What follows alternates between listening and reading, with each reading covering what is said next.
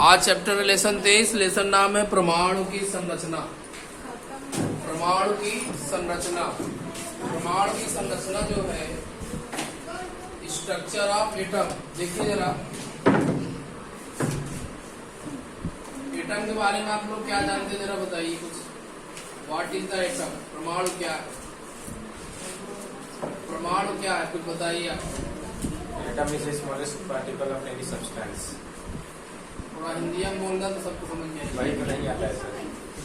परमाणु क्या, जरा बताइए आपको जानकारी है परमाणु का? पुराने बच्चे अब खुद खड़े हो। परमाणु परिभाषा बताओ। परिभाषा नहीं आती। अरे सर अच्छा ज्ञान है, पढ़े 1 साल हो गया। तुम बताओ अभिषेक। अरे यार परमाणु बलराम तुम बताओ।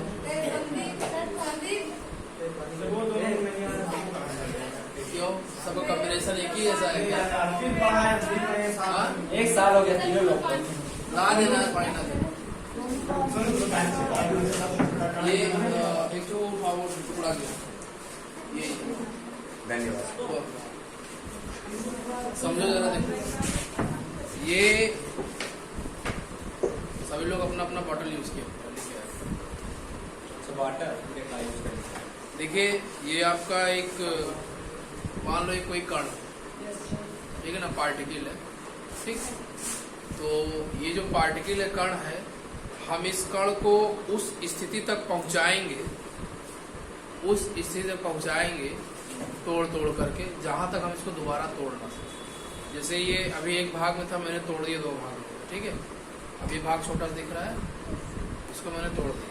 फिर भी हमारे हाथ में बचा है ना, तोड़ा जा सकता है। फिर तोड़ देंगे, फिर तोड़ देंगे, लेकिन एक सिचुएशन ऐसी आएगी उसको अदर भाग में हम नहीं तोड़ सकते, अदर भाग में नहीं तोड़ सकते। तो ध्यान देखो जरा, जैसे इसको मैंने ये तोड़ दिया और फिर तोड़ दिया, लास्ट में एक ऐसा छोटा सा कण बच रहा है जिसको हम दोबारा नहीं तोड़ सकते। तो परमाणु के संबंध में 2 परिभाषा दी गई। अब इसको हम तोड़ नहीं सकते, इतना छोटा कण बचा है, ठीक। परमाणु के संबंध में 2 परिभाषा दी गई, एक प्रारंभिक और एक आधुनिक। कक्षा 11 में केमिस्ट्री में 2 लेसन आपका दिया है। एक लेसन 5 है, लेसन 5 का नाम है प्रारंभिक और लेसन 6 का नाम है आधुनिक। तो परमाणु के संबंध में 2 लेसन दिया गया है। पहला लेसन है प्रारंभिक, परमाणु की संरचना प्रारंभिक और परमाणु संरचना आधुनिक। उसी हिसाब से उसकी 2 परिभाषा बनती है। परिभाषा को हम इस तरीके डिफाइन करेंगे कि परमाणु वह छोटा सा छोटा अविभाज्य कण, अविभाज्य जिसे विभाजित न किया जा सके। परमाणु वह छोटा सा छोटा अविभाज्य कण है जिसे अन्य भागों में विभाजित नहीं किया जा सकता। परमाणु वह छोटा सा छोटा अविभाज्य कण है जिसे अन्य भागों में विभाजित नहीं किया जा सकता। क्लियर हो गया? याद हो बताओ।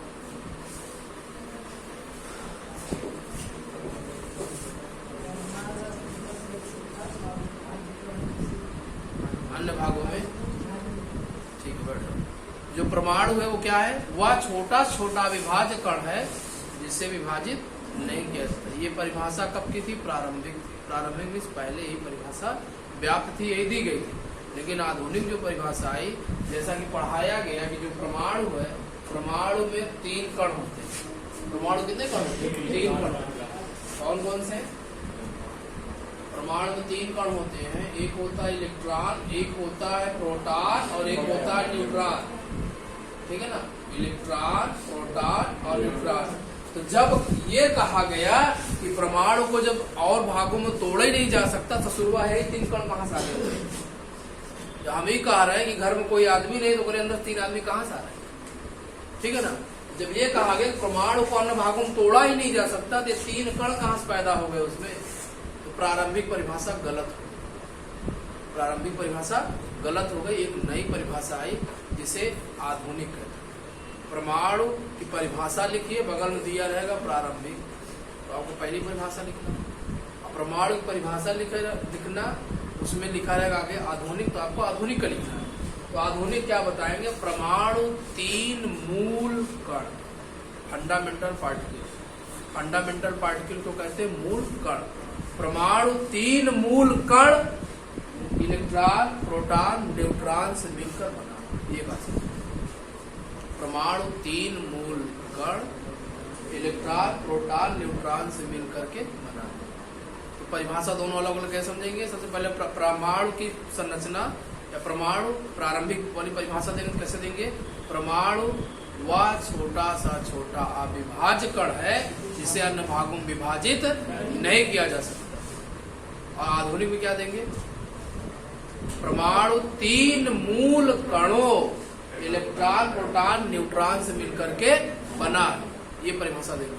लेकिन अब जो मूल कण है, मूल कण भी 2 प्रकार के। मूल कण कितने प्रकार के होते हैं? 2 प्रकार। ये फंडामेंटल पार्टिकल मूल कण। मूल कण जो होते हैं वो 2 प्रकार के।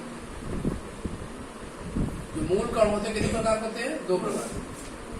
अब वो जो 2 प्रकार है मूल कण के, एक होता है स्थायी मूल कण, एक होता है अस्थायी।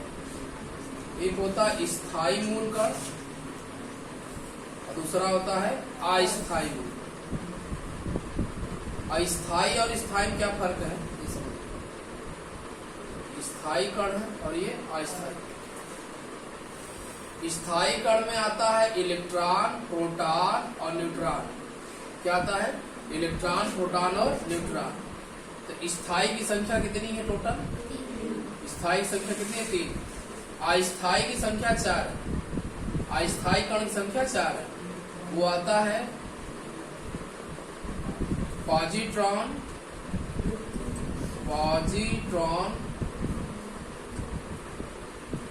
Neutrino, positron, neutrino, anti neutrino, last वाला हो जाएगा मेसान। लास्ट वाला हो जाएगा मेसान। मूल कण 2 प्रकार के होते हैं। कौन कौन से? स्थायी मूल कण और अस्थायी मूल कण। तो जो स्थायी मूल कण है वो क्या? इलेक्ट्रॉन, प्रोटॉन, न्यूट्रॉन, जिनकी संख्या 3 है। और अस्थायी मूल कण जो है वो 4 होते हैं। वो क्या? पॉजिट्रॉन, न्यूट्रिनो, एंटी न्यूट्रिनो और मेसान। इनकी संख्या कितनी होती है? 4। ठीक है ना? एक बार शुरू से समझ लीजिए। जो आपका चैप्टर दिया है परमाणु की संरचना, इसमें सारे नियम जो दिए गए हैं आगे उसको बताएंगे। लेकिन शुरुआत होती है एटम से, परमाणु से। तो परमाणु क्या? परमाणु वह छोटा सा छोटा अविभाज्य कण है जिसे अन्य भागों में तोड़ा नहीं जा सकता। ये प्रारंभिक परिभाषा। आधुनिक वैज्ञानिकों ने ये बताया भैया जब एक तोड़ा ही नहीं जा सका तो अन्य भाग में 3 कण से कैसे मिलकर बना है? इसके अंदर 3 कण है। क्योंकि ऐसा बताया गया कि अगर कोई परमाणु कोश है, अगर कोई परमाणु है, बताया गया परमाणु के नाभि में न्यूट्रॉन और प्रोटॉन होते हैं। इलेक्ट्रॉन इसकी चक्कर लगाते हैं। इलेक्ट्रॉन क्या करते हैं? इसकी चक्कर लगाते हैं। तो उन्होंने कहा ये परिभाषा सरासर गलत है। एक नई परिभाषा बताया। उन्होंने बताया परमाणु 3 मूल कण इलेक्ट्रॉन, प्रोटॉन और न्यूट्रॉन से मिलकर के बना। ये परिभाषा। सबसे पहले आप एंड डाल लीजिए परमाणु। सबसे पहले एंड डाल लीजिए परमाणु। तो यहाँ जो 3 ये कण दिखाए जा रहे हैं, ये जो 3 कण दिखाए जा रहे हैं इलेक्ट्रॉन, प्रोटॉन और न्यूट्रॉन। इन इलेक्ट्रॉन, प्रोटॉन, न्यूट्रॉन के लिए हम थोड़ा सा फार्मूला यूज करते हैं, 6 9 में यूज किया जाता है। जिसे हम कह सकते हैं ईटा पर नाचे। ईटा पर नाचे। कक्षा 9 शायद पढ़ाया जाता है। ठीक है ना? ईटा पर नाचे। तो ये ट्रिक है याद करने की। ठीक है ना? जो पहला वर्ड होता है, पहला वर्ड दिया है आपका इलेक्ट्रॉन हो गया। ये पहला वर्ड आपका हो गया इलेक्ट्रॉन और दूसरा वर्ड आपका हो गया प्रोटॉन। प्रोटॉन हो गया और तीसरा वर्ड हो गया आपका न्यूट्रॉन। तीसरा वर्ड आपका हो गया। ठीक। अब ये जो इलेक्ट्रॉन को जे टॉमसन ने की थी, टा से हो जाएगा टॉमसन।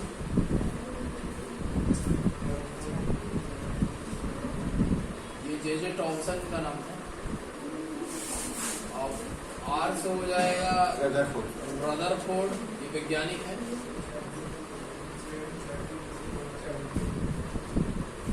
और ये जो है चैडविक, जेम्स चैडविक,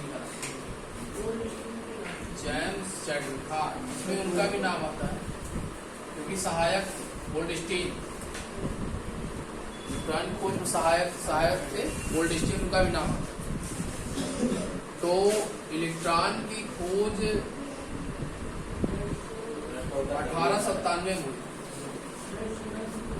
1897 में हुई और प्रोटॉन की खोज 1919 में हुआ था और इसका 1932, ठीक है। इलेक्ट्रॉन खोज 1897 में हुआ था, प्रोटॉन खोज 1919 में और न्यूट्रॉन खोज 1932 में। 1919 ईस्वी अपने आप में एक बहुत बड़ा अहम रखता है, इसमें 4-5 घटनाएं एक साथ हुई, ठीक है ना। 1919 में 4-5 घटनाएं एक साथ, जैसे कि पहला एक हुआ जलियांवाला बाग का हत्याकांड 1919 में। चिपको आंदोलन 1919 में शुरू हुआ। चिपको आंदोलन का मतलब था पेड़ की कटाई, पेड़ कटाई जारी थी, वन वृक्षारोपण जो था, तो लोग जाकर पेड़ चिपक जाते थे, पेड़ ना काटा जाए, पहले हमको काटा जाए तो पेड़ काटा जाए, वो भी शुरू था। और 1919 में इसका प्रोटॉन खोज भी था, दांडी यात्रा 1932 में गांधी जी ने शुरुआत। तो ये जो है 3-4 घटनाएं हैं, जिसमें 3 घटना बता रहे हैं। तो ये इलेक्ट्रॉन को हम जो डिनोट करते हैं वो ई से लिखते हैं, इलेक्ट्रॉन को ई से लिखते हैं, प्रोटॉन को हम लोग पी से लिखते हैं या जेड, कहीं कहीं जेड भी लिखा है। प्रोटॉन को संकेत किससे लिखते हैं? जेड से। या ये इसको हम एन से लिखते हैं, इसको न्यूट्रॉन को किससे लिखते हैं? एन से लिखते हैं। और इसका जो आवेश होता है ये होता है -1.6 × 10 की घात -19 कूलाम में होता है, कूलाम में। ये पॉजिटिव में वही चार्ज हो जाएगा, +1.6 × 10⁻⁻⁹। और ये भाई साहब उदासीन होता है, नो चार्ज, जिसे हम उदासीन कर सकते हैं। आवेश शून्य हो, जिसे हम उदासीन कर सकते हैं। उदासीन मतलब किसी की क्रिया न करते, ठीक है। अब इसको हम ऋणात्मक मानते हैं, यानी निगेटिव चार्ज, इलेक्ट्रॉन को निगेटिव चार्ज मानते हैं और प्रोटॉन को पॉजिटिव चार्ज मानते हैं। और इसको न्यूट्रल, जिसे हम उदासीन कर सकते हैं, उदासीन नीचे रखो, न्यूट्रल उदासीन, ठीक है। इस पे जो द्रव्यमान होता है, द्रव्यमान भार ये होता है 9.1 × 10 की घात -31 kg। और ये वाला होता है 1.627 × 10 की घात, या 1.6 ही लिखो, उतना ही काफी है, × 10 की घात -27 kg होता है। और ये भी नियर अबाउट इतना ही होता है, बस दशमलव बाद अंक का फर्क होता है, ठीक है। और बस इतना, वो काफी चीजें नोट कर, काफी